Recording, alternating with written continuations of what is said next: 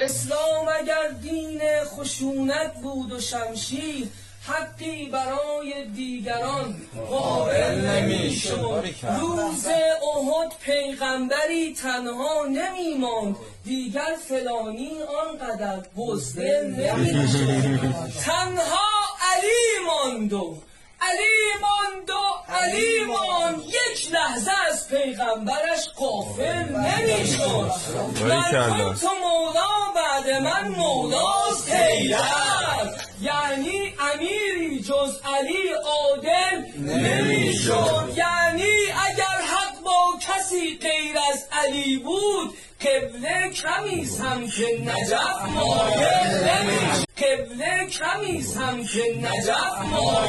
نمی‌شد. بی پرده میگویم برادرهای دینی، اسلام با غیر از علی کامل